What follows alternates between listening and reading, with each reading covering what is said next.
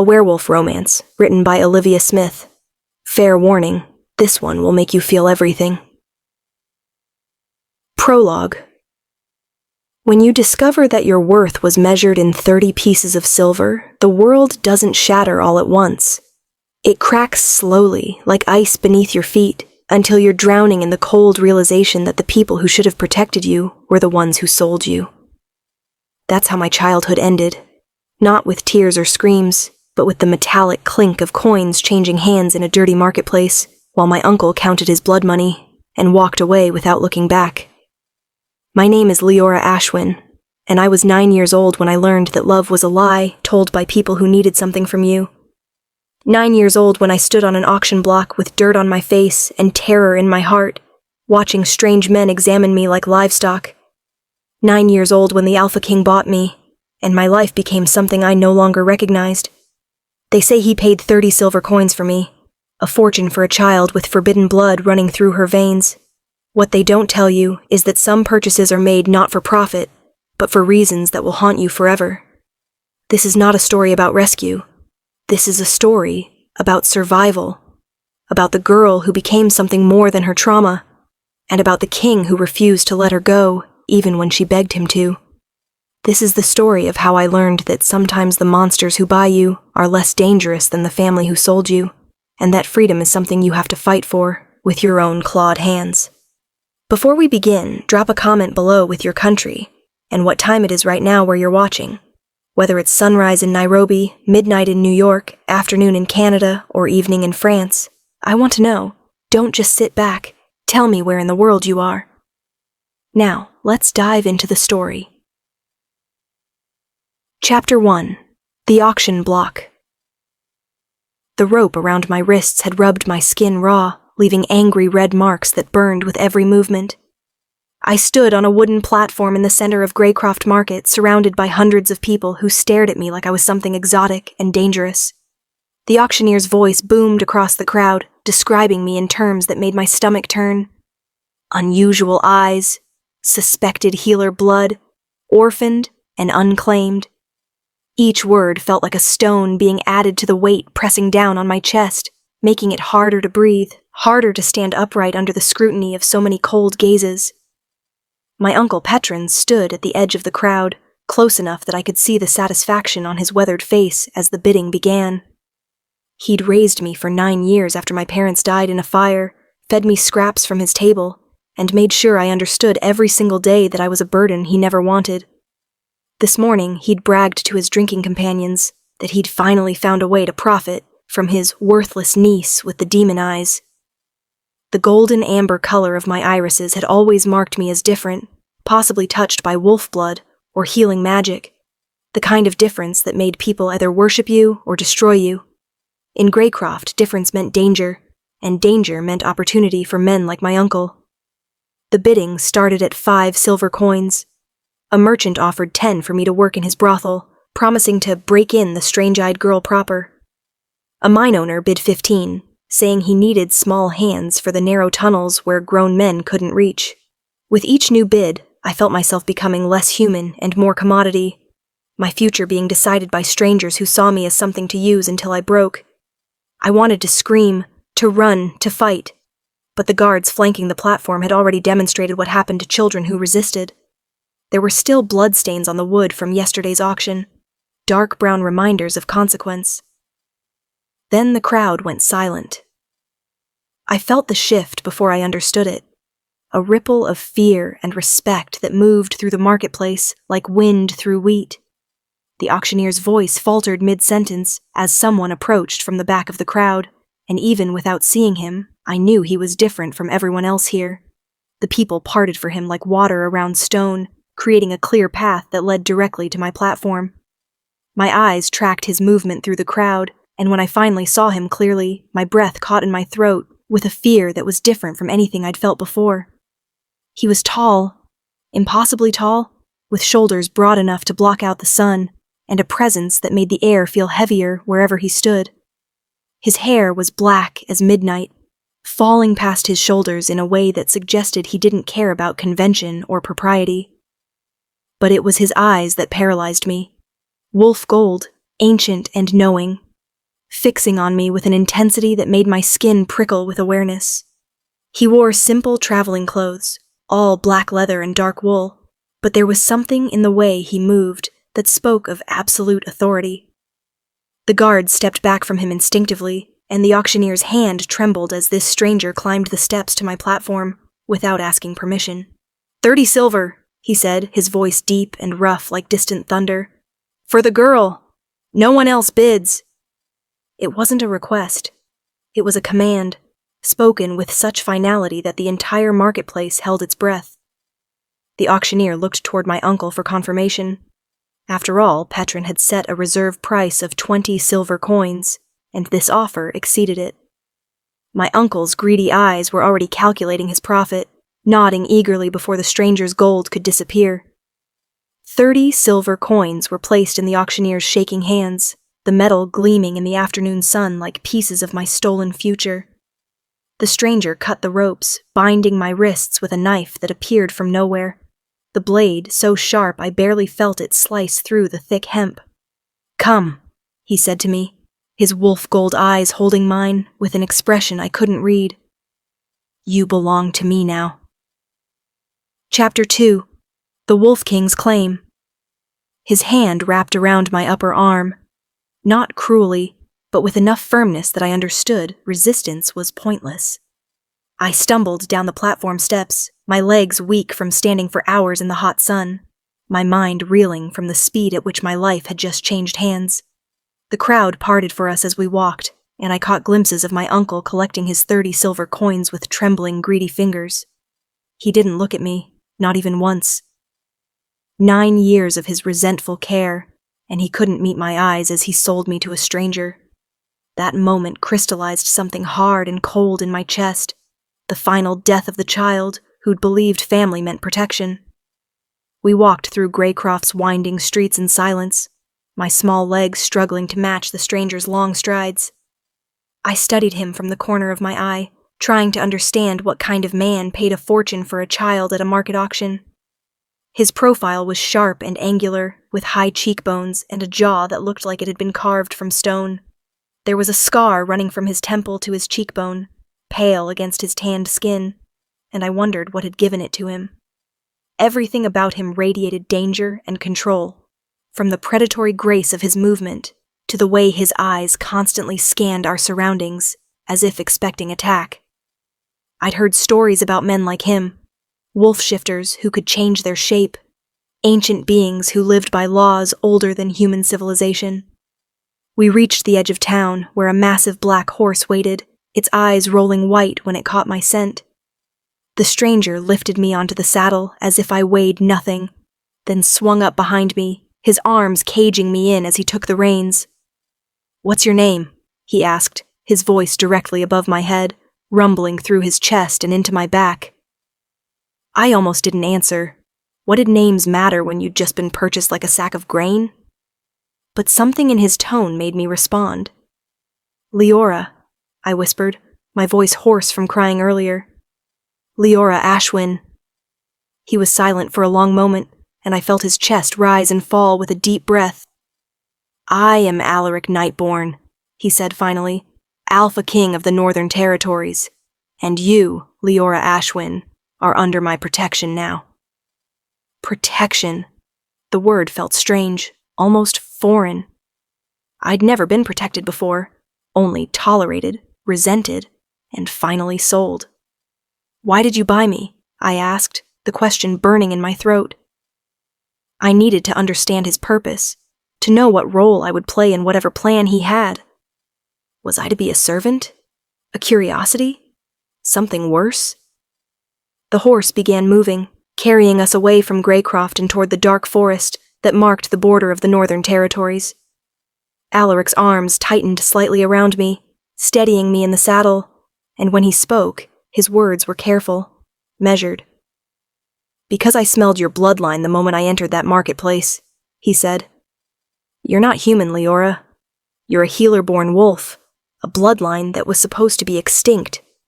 And every predator in that crowd would have eventually realized what you are, and either killed you or used you until you wished for death."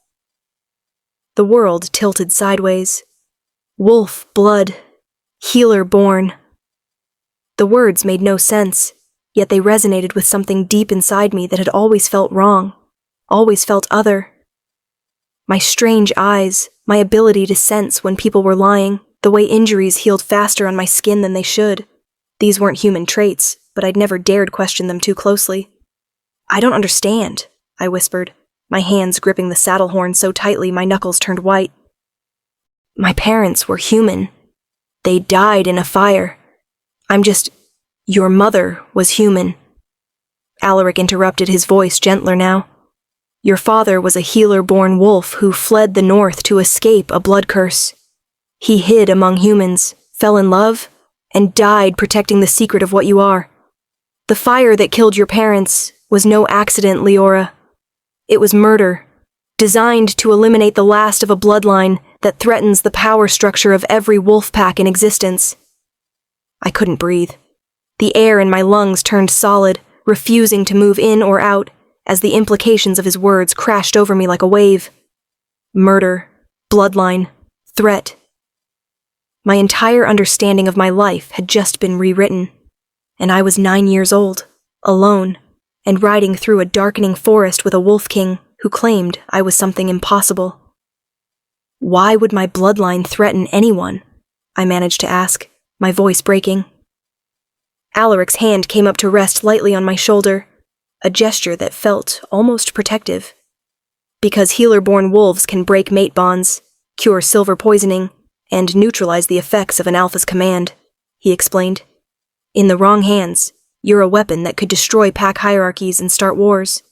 In the right hands, you're salvation for wolves suffering from curses and blood feuds that have lasted centuries. That's why I bought you, Leora. Not to use you, but to keep you safe until you're strong enough to choose your own path." I wanted to believe him. Gods, how I wanted to believe that someone in this world actually cared whether I lived or died.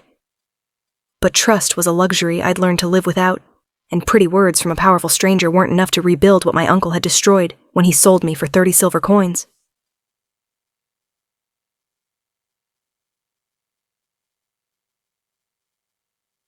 Chapter 3. The Castle of Shadows. We rode for 3 days through the Northern Territories, stopping only briefly for rest at way stations that seemed to materialize from the forest itself. Each shelter was staffed by silent wolf shifters, who bowed deeply to Alaric and eyed me with a mixture of curiosity and wariness. I learned to stay close to him during these stops, discovered that his presence created a protective bubble that kept the others at a respectful distance.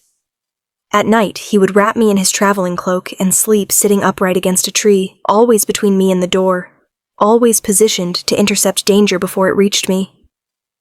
I didn't understand why an Alpha King would personally guard a purchased child, but I was too exhausted and overwhelmed to question the small mercy of feeling safe for the first time in my life. On the 4th day, we crested a ridge, and I saw Thornhaven Castle rising from the mountain, like something from a nightmare or a dream. It was massive, built from black stone that seemed to absorb light rather than reflect it, with towers that clawed at the sky and walls thick enough to withstand siege engines. A village sprawled at the castle's base, smoke rising from hundreds of chimneys, the sounds of life and commerce drifting up to where we sat on our horses. "This is your home now," Alaric said, his voice rumbling through his chest and into my back where I leaned against him. Home. The word felt too big, too impossible for someone like me who'd spent 9 years sleeping in a storage room and eating leftovers. I said nothing, just stared at the castle, and tried to imagine myself belonging to such a place. We descended into the village, and I felt the weight of hundreds of eyes tracking our progress. These were wolf shifters, I realized. I could sense it in the way they moved, the predatory grace that marked them as something more than human. They watched me with naked curiosity, their enhanced senses no doubt picking up the strange combination of sense that marked me as both child and something other. Alaric guided our horse through the crowded streets without acknowledging the stares, his posture radiating an authority that made people step aside instinctively. We passed a market square where vendors sold everything from fresh meat to woven cloth, a training ground where young wolves practiced combat in human and beast form, and a temple dedicated to the moon goddess, whose silver statue gleamed in the afternoon light. The castle gates opened before we reached them, massive iron-bound doors swinging wide to reveal a courtyard filled with activity. Servants rushed forward to take our horses, guards snapped to attention, and a stern-faced woman in practical gray clothing approached with the bearing of someone accustomed to command. "My lord," she said, bowing to Alaric, but letting her sharp eyes sweep over me with undisguised assessment. "We received your message about the child. The Eastern Tower room has been prepared as requested." Alaric dismounted in one fluid motion, then lifted me down from the saddle with the same careful strength he'd shown throughout our journey. "Leora, this is Maris, the head housekeeper of Thornhaven," he said, his hand remaining on my shoulder as if to anchor me to reality. "She'll see to your immediate needs while I attend to kingdom business that couldn't wait for my return." Maris stepped forward, her expression softening slightly as she took in my small frame, dirty clothes, and the raw marks on my wrists from the auction ropes. "Come, child," she said, her voice gentler than her appearance suggested. "Let's get you fed, bathed, and into clean clothes. You look half dead on your feet." I glanced up at Alaric, suddenly terrified of being separated from the one constant in my new reality. He must have seen the panic in my eyes, because he knelt down to my level, bringing his face even with mine. "You're safe here, Leora," he said quietly, his wolf gold eyes holding mine with an intensity that made my breath catch. "No one in this castle will harm you. That's a king's promise. And I don't break my word."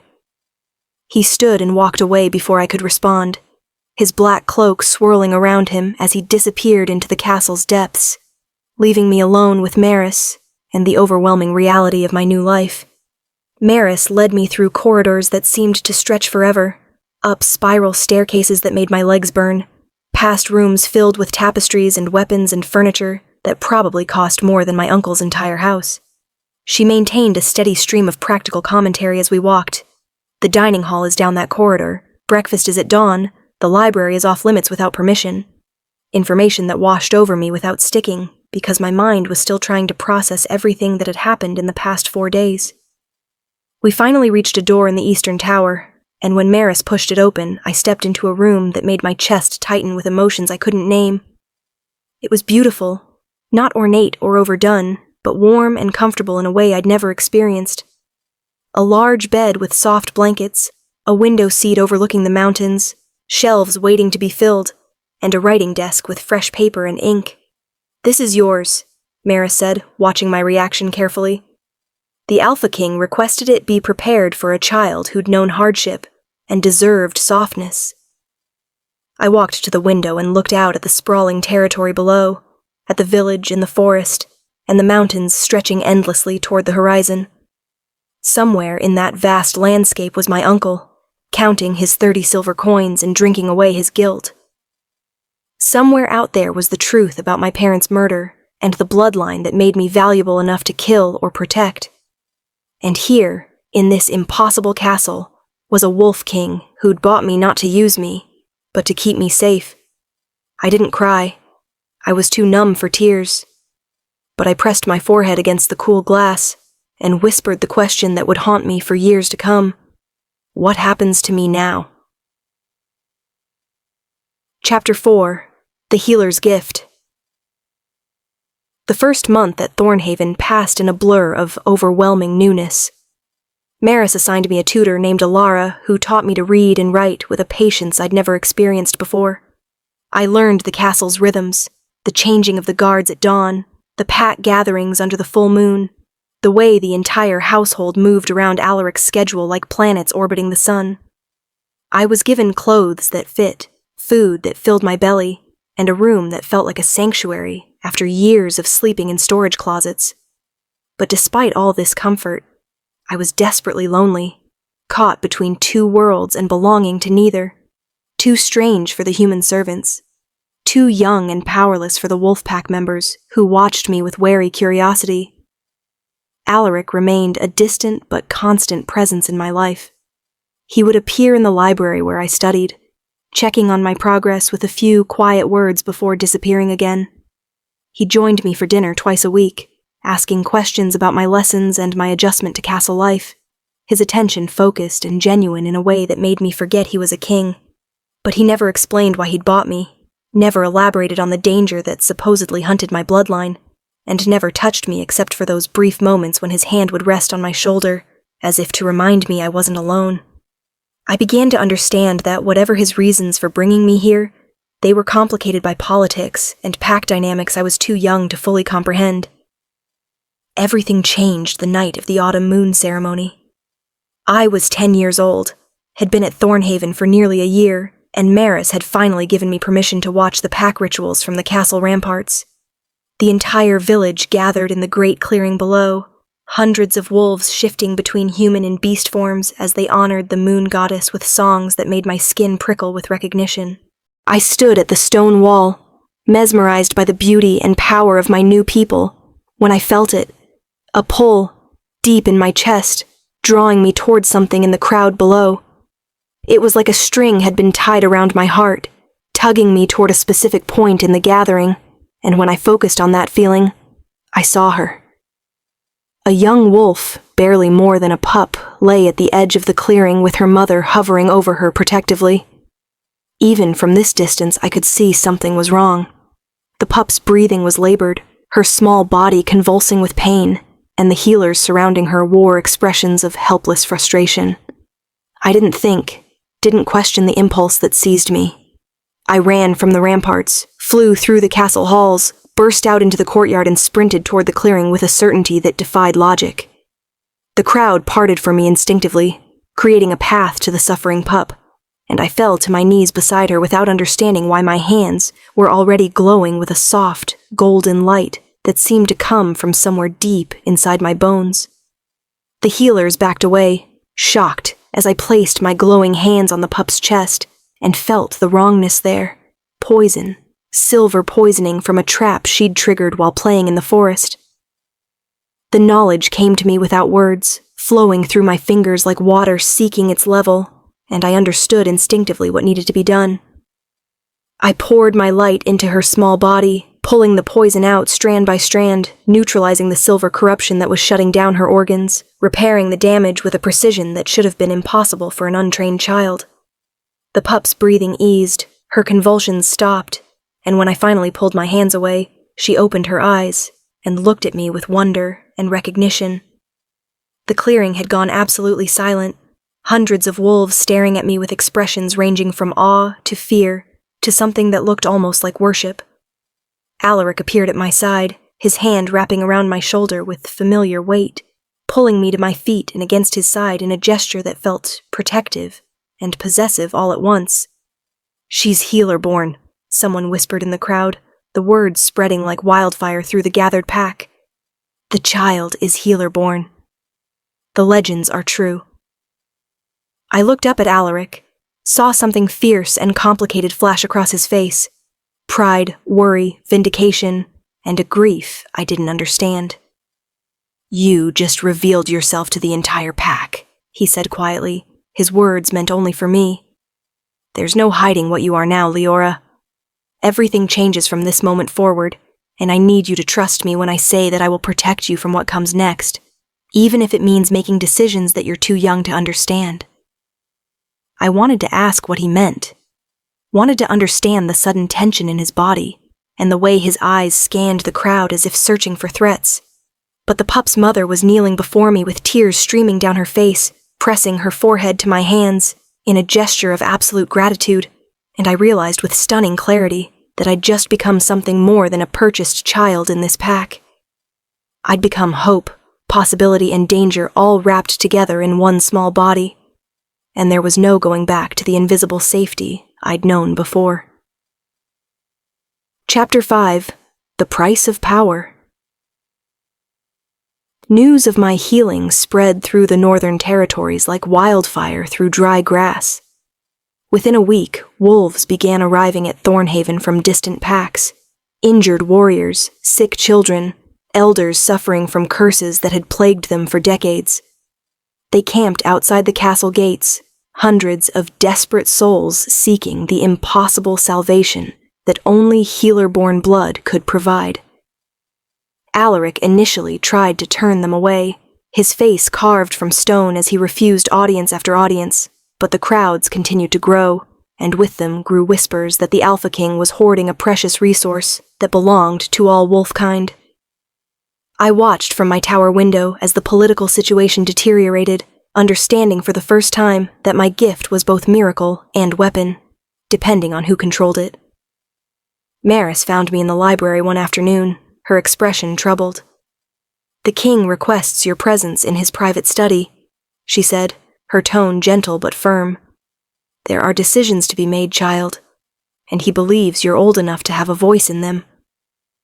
I followed her through the castle's winding corridors, my stomach tight with anxiety. I'd been at Thornhaven for over a year now, had grown several inches and learned to read and write with fluency, but I was still just 11 years old, far too young to navigate the political complexities that my existence had apparently created. The study door opened to reveal Alaric standing by a large window, his broad shoulders silhouetted against the afternoon light, and when he turned to face me, I saw exhaustion carved into the lines around his eyes. "Sit," he said, gesturing to a chair near the fireplace. I obeyed, folding my hands in my lap and waiting while he poured 2 cups of tea with movements that spoke of barely controlled tension. He handed me one, then settled into the chair across from mine, his wolf gold eyes studying me with an intensity that made me want to squirm. "You've seen the crowds outside," he began, his voice carefully neutral. "They're not going away, Leora. Every day brings more desperate wolves, more stories of suffering that only you can ease, and more political pressure from the pack councils demanding that I share your gift with all who need it." He paused, choosing his next words carefully. "The question is whether you're ready to bear that burden, and whether I have the right to protect you from it when so many are suffering." The weight of his words settled over me like a physical thing. I thought about the pup I'd saved, the light that had poured from my hands without conscious direction, the way my body had known instinctively how to pull poison from dying flesh. That gift wasn't something I'd asked for, wasn't something I'd trained or prepared for, but it was mine nonetheless, a legacy from the father I'd never known, and the bloodline that had gotten my parents killed. "What do you think I should do?" I asked, my voice small in the large room. Alaric leaned forward, resting his elbows on his knees, bringing his face closer to my level.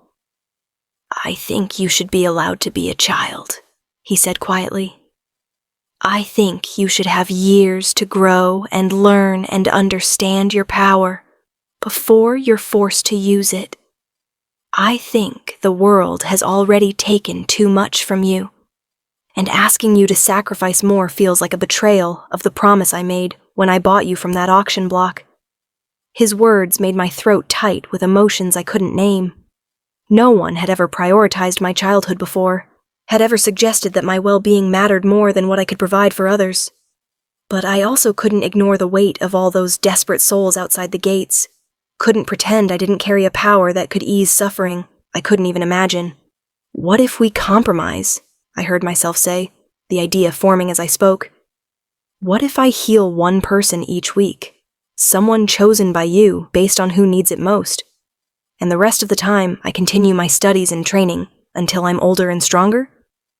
Alaric's expression shifted, something like pride flickering across his features. "That's wiser than anything my advisors have suggested," he said. "But it means years of watching people suffer who you could save immediately. Can you live with that weight, Leora?" I thought about my uncle, about the 30 silver coins that had been my purchase price, about the 9 years I'd spent being told I was worthless and burdensome. This power was the first thing in my life that was truly mine, that made me valuable for something other than what others could take from me. If I was going to bear the burden of this gift, it would be on my terms, at my pace, according to my own conscience rather than political pressure or pack hierarchies. "I can live with it," I said, meeting Alaric's eyes with as much strength as I could summon.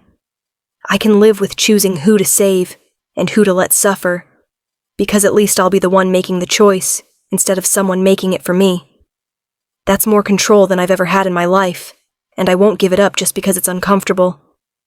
Alaric stood, moved to my chair, and did something he'd never done before. He pulled me into a brief, fierce embrace that smelled like pine and leather and safety. "You're going to be magnificent when you grow up, Leora Ashwin," he murmured against my hair. "And I'm honored to be the one who gets to protect you until you're strong enough to protect yourself."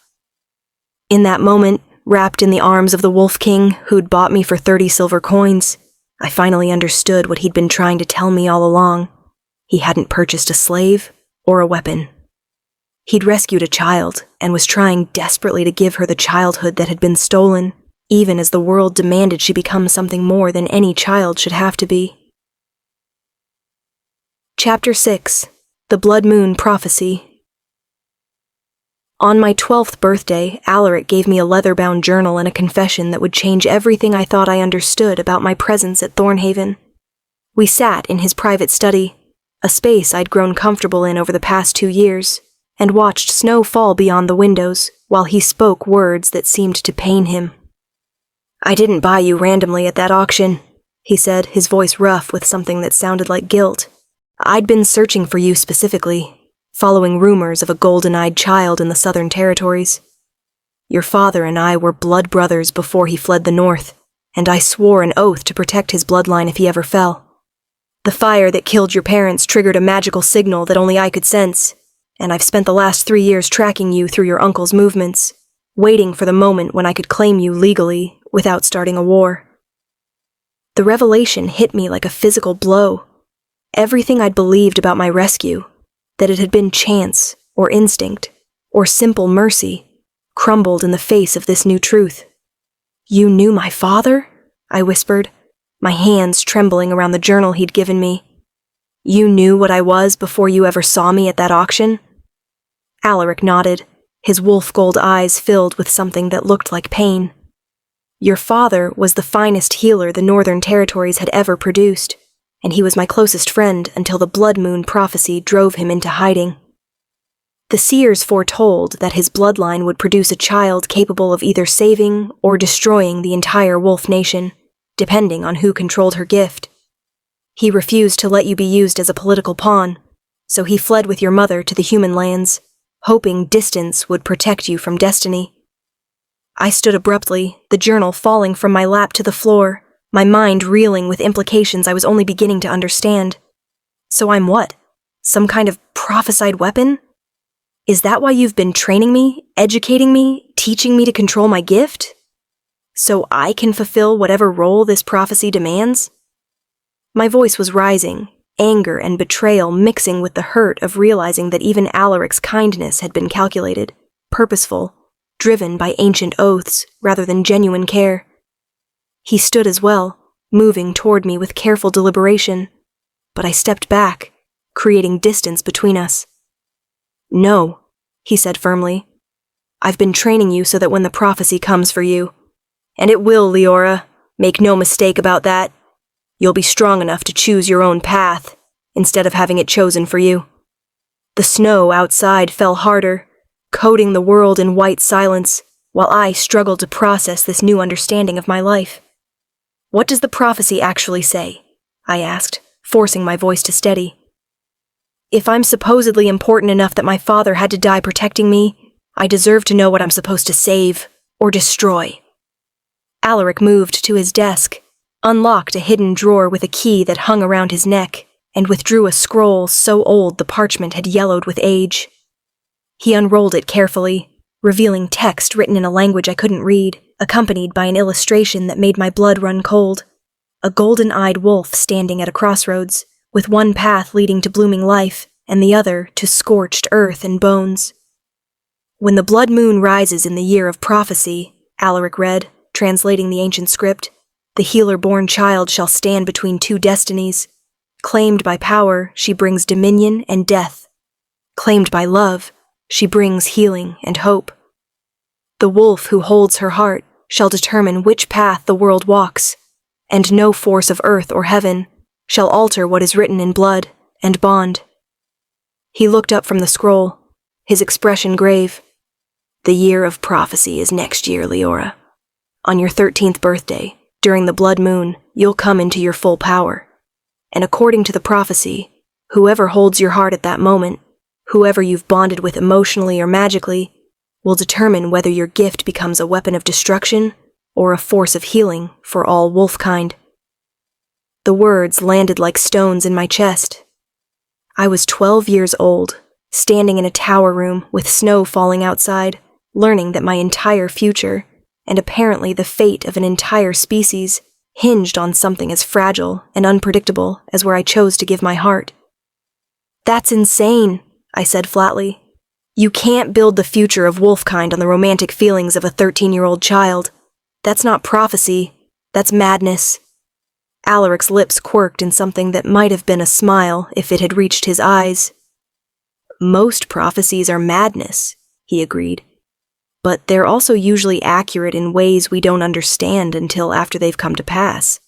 Which is why I've spent 3 years trying to give you the tools to make your own choices. Education, control over your gift, understanding of pack politics, and the strength to stand against anyone who tries to force you into a role you don't choose." I moved to the window, pressing my forehead against the cold glass, watching the snow bury the world outside. Somewhere beyond these castle walls were people who would want to use me, control me, possess me, in order to fulfill whichever version of the prophecy served their interests. And here, in this room, was the man who'd bought me for 30 silver coins and claimed it was to protect me from that exact fate. "Do you want my heart?" I asked without turning around, the question barely more than a whisper. "Is that what this has all been about? Earning my loyalty so that when the blood moon comes, I'll choose to bond with you instead of someone who might use my power for destruction?" The silence stretched so long, I thought he might not answer.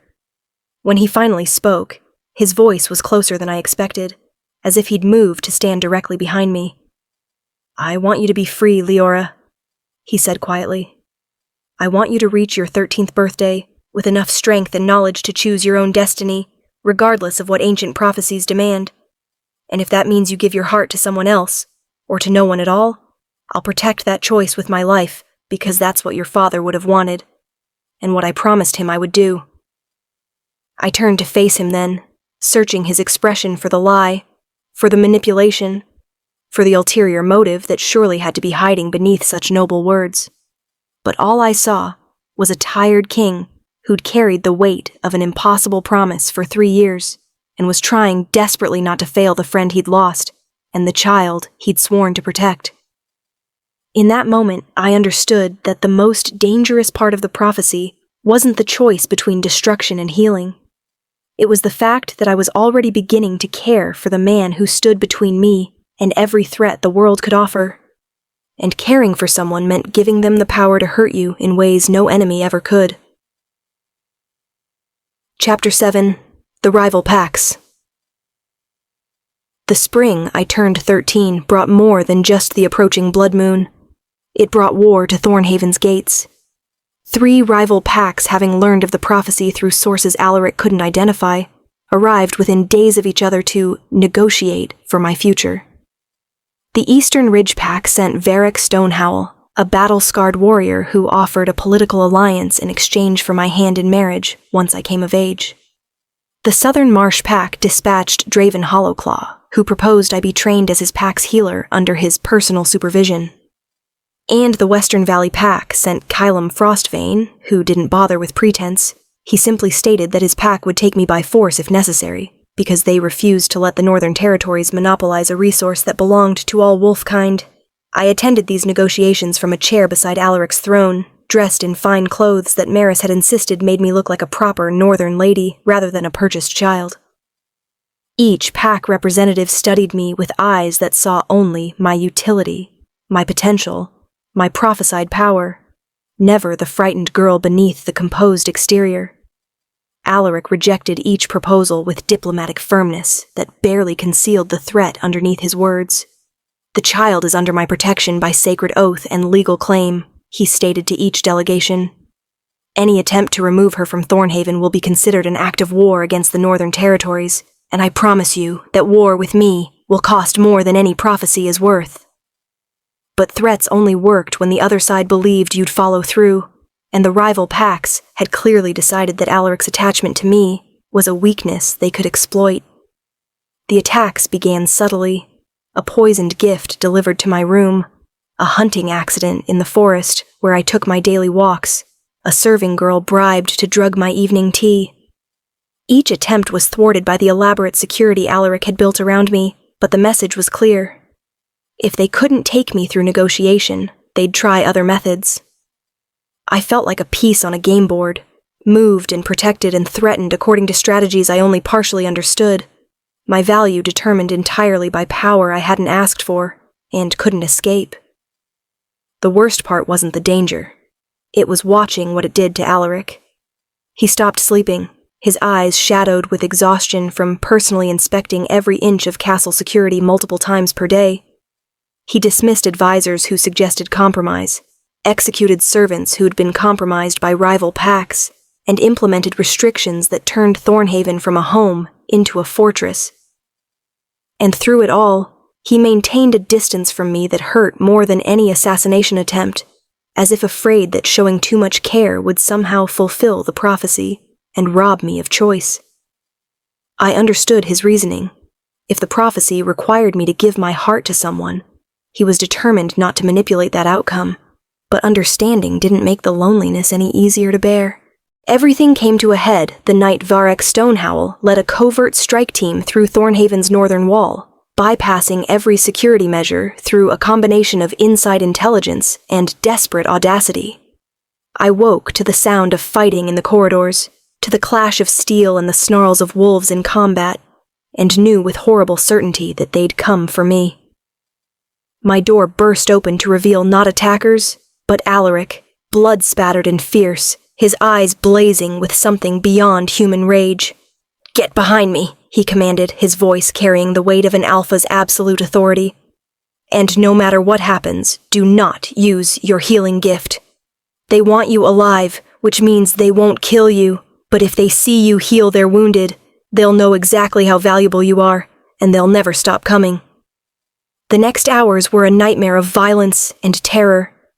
Alaric fought with a brutality I'd never witnessed before, his human form as deadly as his wolf, cutting through Varek's strike team with precision that spoke of centuries of combat experience.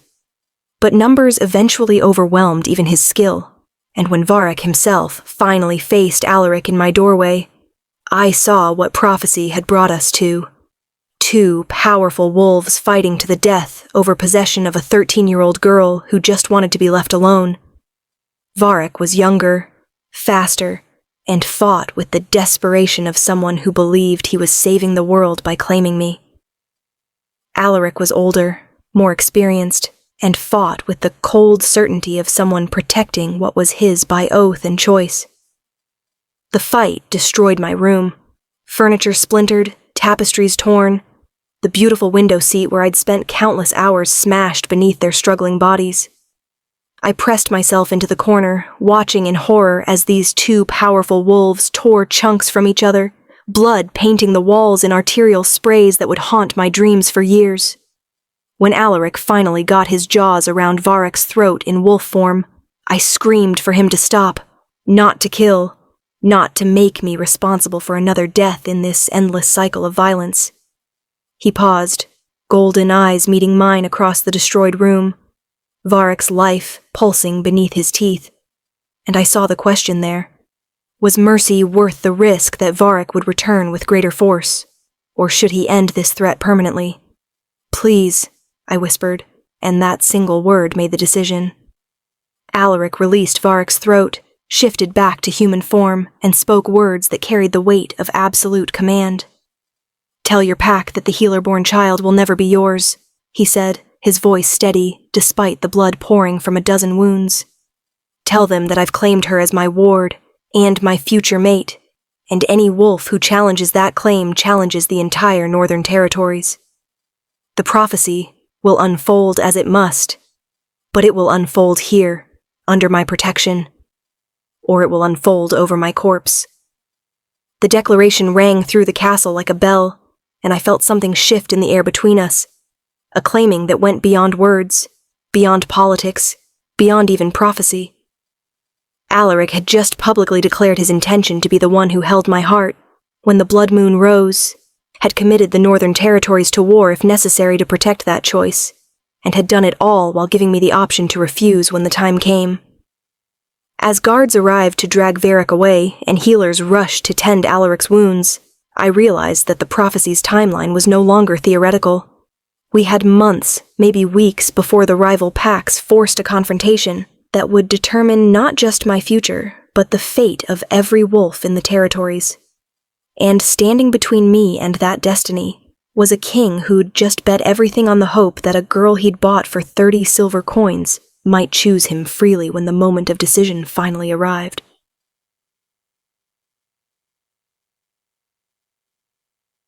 Chapter 8: The Choice of Heart.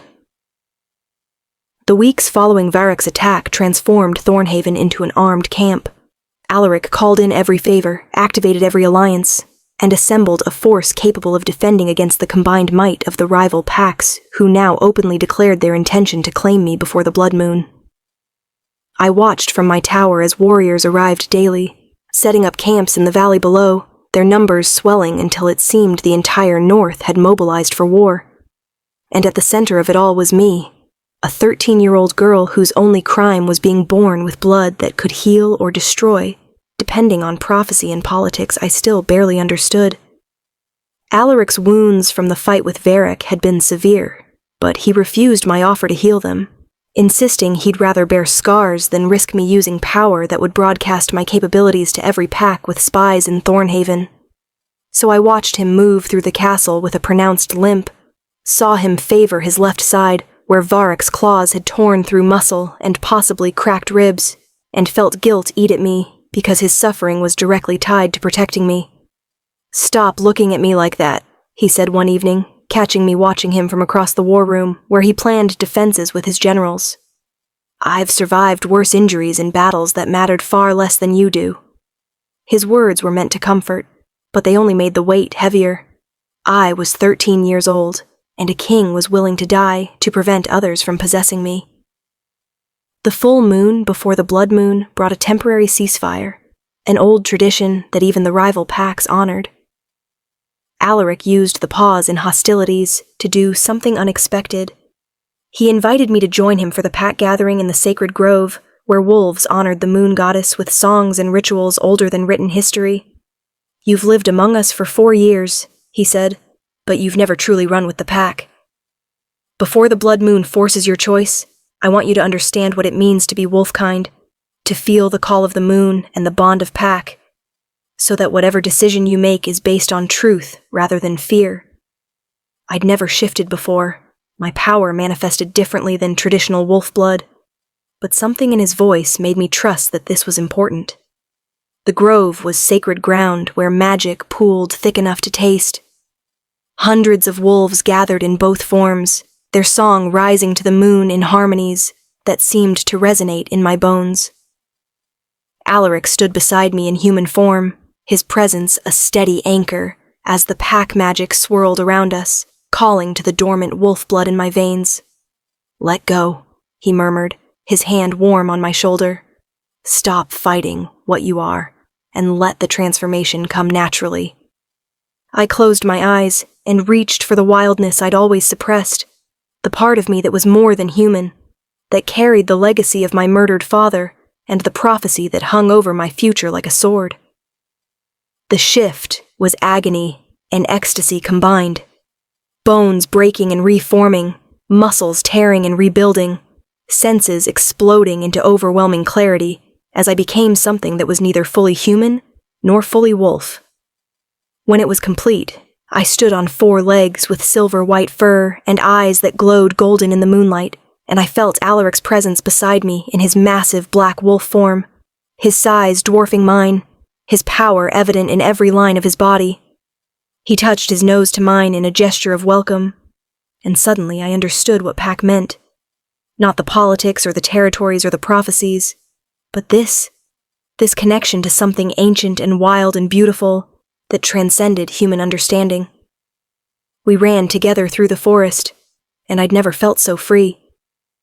The pack moved around us like a living river, accepting me into their flow without question, and I realized that this was what Alaric had been trying to give me all along, not protection from destiny, but understanding of what I was choosing between. When we finally returned to the grove as dawn painted the sky pink and gold, shifting back to human form left me breathless and aching and more alive than I'd ever felt. Alaric wrapped his cloak around my shivering form and pulled me against his chest, and I felt his heart hammering in rhythm with mine, felt the bond between us pulse with something deeper than politics or prophecy. "The blood moon is in 3 days," he said quietly, his voice rough with emotion I'd never heard from him before.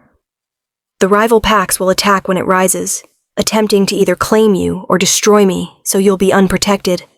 We'll fight them, and we'll probably win, but there are no guarantees in war." He paused, his arms tightening around me. "Before the battle comes, I need you to know something, Leora. I didn't buy you because of the prophecy. I bought you because you were a terrified child who deserved better than what the world had given you, and every choice I've made since then has been about trying to give you the freedom to become whoever you're meant to be. If the prophecy requires you to give your heart to someone, I want it to be your choice, made freely, without obligation or debt or fear of consequences." He pulled back enough to look down at me, his wolf gold eyes filled with something that made my breath catch.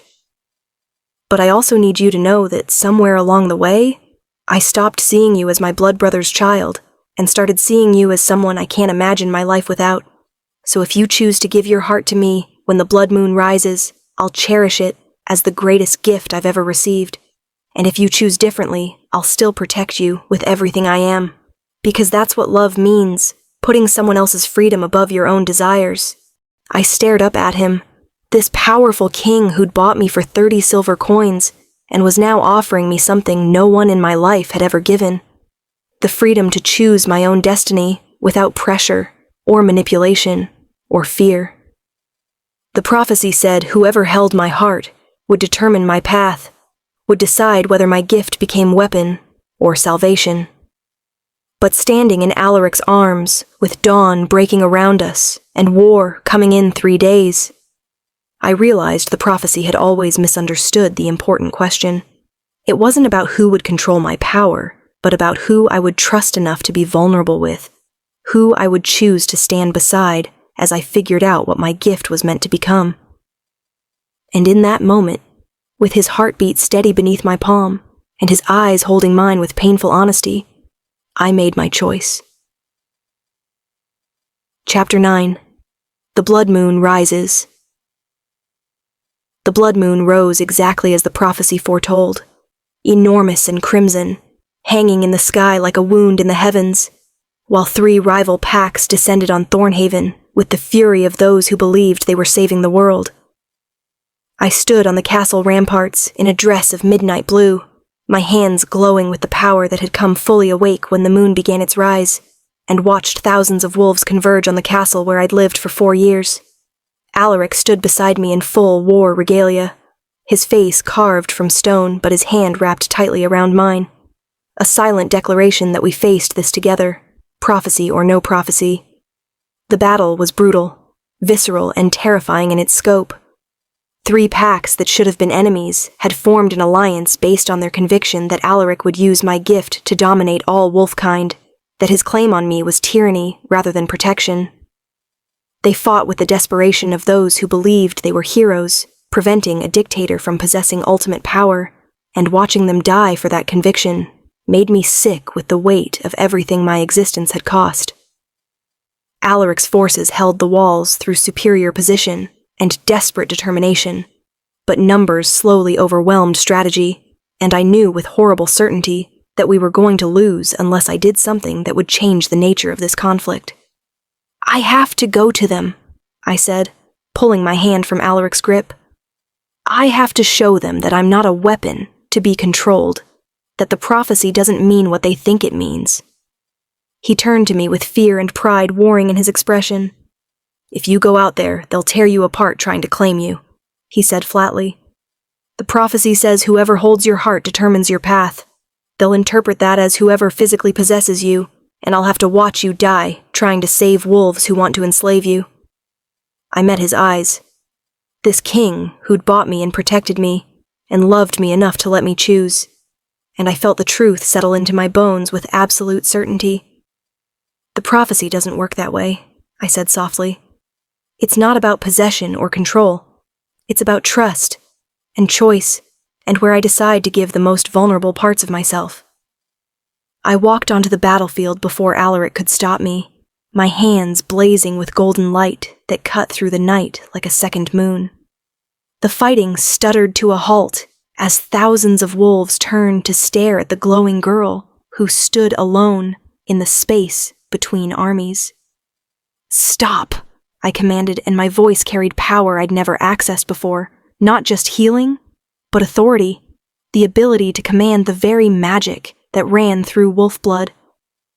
"You're killing each other over a prophecy you don't understand, over a gift you think can be owned or controlled. But you're wrong." I raised my hands higher, letting my power expand until every wolf on that battlefield could feel it washing over them, could sense the potential within it. This gift doesn't belong to whoever possesses me.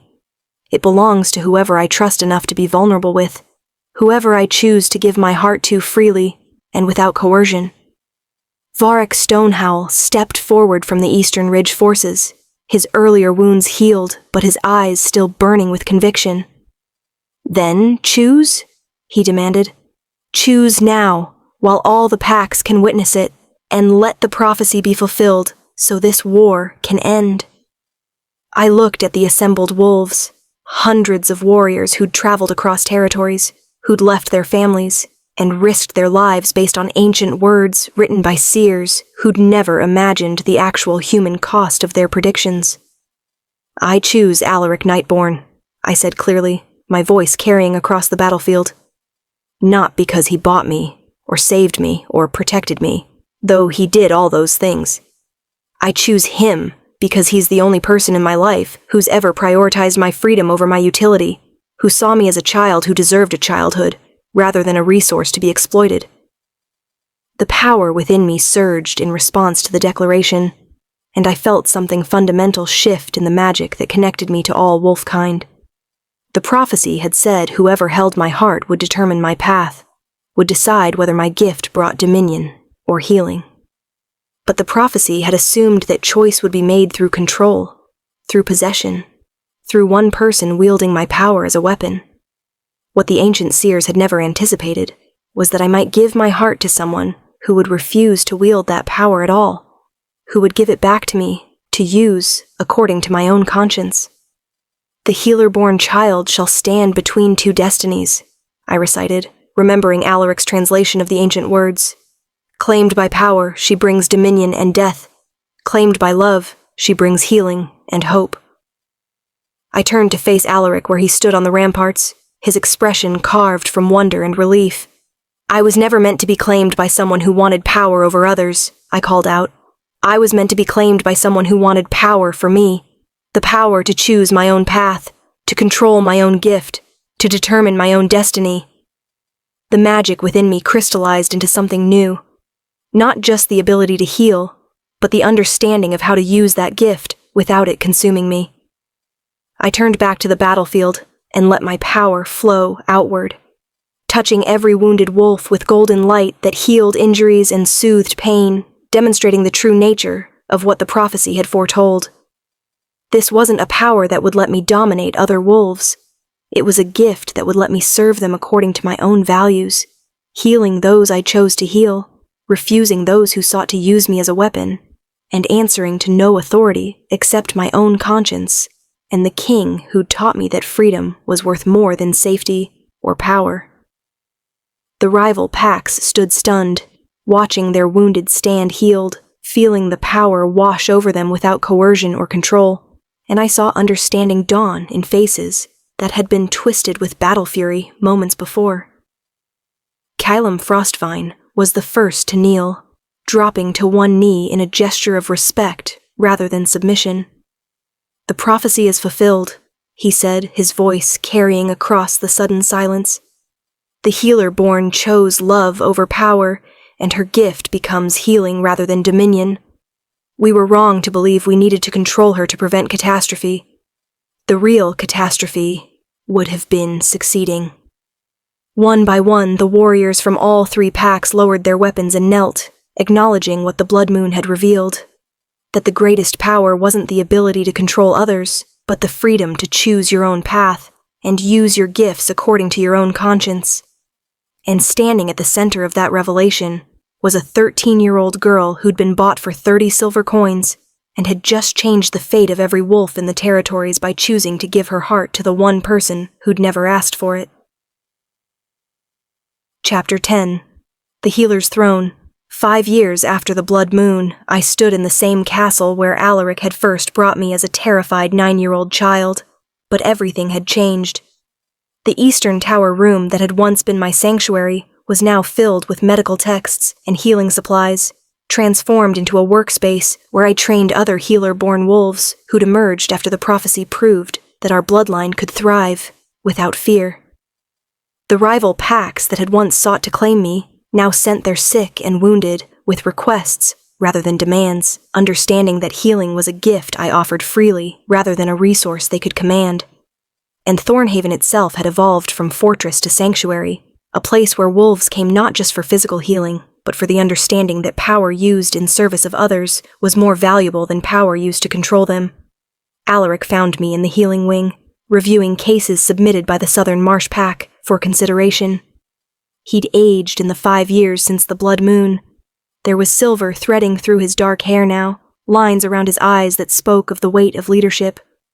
But he still moved with the same predatory grace that had terrified and fascinated me that first day at the auction.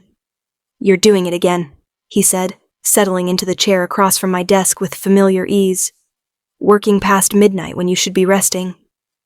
I looked up from the requests, letting my eyes trace the face I'd come to know better than my own. "A child in the Southern Territories is dying of silver poisoning," I said quietly. "The same poison that nearly killed that pup 5 years ago. I can save her, but it means traveling to their lands, and your advisors will argue it's too dangerous." Alaric's expression softened with something that looked like pride mixed with exasperation. "My advisors have been arguing that you're too valuable to risk for 5 years, he said. "And for 5 years you've ignored them and done what your conscience demanded. Why would tonight be different?" He paused, studying me with eyes that still held the wolf gold intensity that had captured my attention all those years ago. "You're 18 now, Leora. Old enough to make your own decisions without my permission or protection. The question isn't whether I'll allow you to go. It's whether you'll allow me to come with you, because I'm not particularly interested in spending 3 days worrying about you traveling alone through territory that still has wolves who'd love to possess your gift." I stood and moved around the desk, settling into the chair beside him rather than across from him, a small intimacy that had developed over years of working together, of him teaching me statecraft and pack politics, while I taught him that healing was as much about listening as it was about magic. "The prophecy said whoever held my heart would determine my path," I said softly, "but it never specified what kind of heart we were talking about. I gave you my heart when I was 13, because you were the only person who'd ever prioritized my freedom. But I give you my heart again now, at 18, because you've spent 5 years proving that love means supporting someone's choices even when they terrify you." I reached for his hand, threading my fingers through his in a gesture that had become natural as breathing. "So yes, I'll allow you to come with me to the Southern Territories. I'll allow you to stand beside me while I heal that child, and I'll allow you to continue being the person who reminds me that power is only meaningful when it's used in service of something greater than yourself." Alaric pulled me from my chair into his lap, wrapping his arms around me with a possessiveness that had taken years to develop, that had waited patiently for me to grow from traumatized child into a woman who could choose him freely without the shadow of debt or obligation. "I bought you for 30 silver coins, he murmured against my hair, his voice rough with emotion. "Best money I ever spent, though I suspect your uncle would be horrified to know that the worthless niece with demon eyes is now the most powerful healer in the Northern Territories, and the woman I intend to make my queen." The casual reference to marriage made my breath catch. We'd danced around the topic for months, both aware that declaring our intention to mate would have political implications that reached far beyond personal choice. "Your pack won't accept a queen who was bought as a child slave," I said, voicing the concern that had kept me from pushing this conversation forward. "They'll see it as weakness, as the Alpha King being controlled by the prophecy, rather than making a strategic political alliance." Alaric's laugh was low and genuine, rumbling through his chest and into mine, where I leaned against him. My pack watched you heal their children, fight for their wounded, and refuse to let your gift be used as a weapon even when it would have been politically advantageous, he said. They don't see you as a slave I bought. They see you as the healer who chose to give her gift in service, rather than dominion. And if anyone objects to me making you my queen, they're welcome to challenge me for the position. I suspect they'll find I'm significantly more dangerous when fighting to keep you than I ever was when fighting to claim you. The weight of his words settled over me like a cloak, not heavy or oppressive, but warm and protective and right. I thought about the terrified 9-year-old who'd stood on an auction block, about the 30 silver coins that had been her purchase price, about the prophecy that had hung over her future like a death sentence. That girl had been certain she'd never be more than what others could take from her, had believed love was a lie and safety was impossible.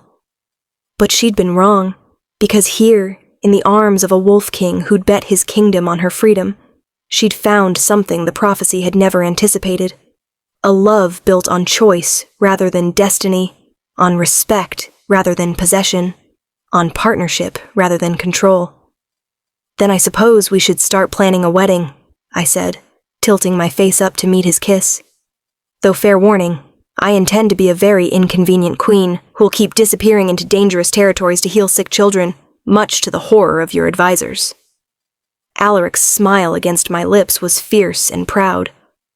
I expect nothing less, he murmured. After all, I didn't spend 5 years teaching you to be a proper royal. I spent 5 years teaching you to be powerful enough that no one, not me, not the pack, not even prophecy itself, could tell you who you're allowed to become. Outside the window, the moon rose over Thornhaven, illuminating the territory that had become home not through purchase or prophecy, but through the simple truth that freedom and love were worth fighting for. And somewhere in the distance a child waited for healing that only I could provide, a reminder that the greatest power wasn't the ability to control others, but the choice to serve them according to your own conscience. The prophecy had been fulfilled 5 years ago when I chose love over power, but the real story had never been about destiny or ancient magic. It had always been about a girl who was bought for 30 silver coins and refused to let that purchase price define her worth, and a king who loved her enough to bet everything on her freedom. Together, we'd build a future where power meant service, where love meant choice, and where a healer-born queen could transform the Northern Territories not through dominion, but through the revolutionary act of using her gift to heal rather than control. And it all started with 30 silver coins and a king who refused to let her go.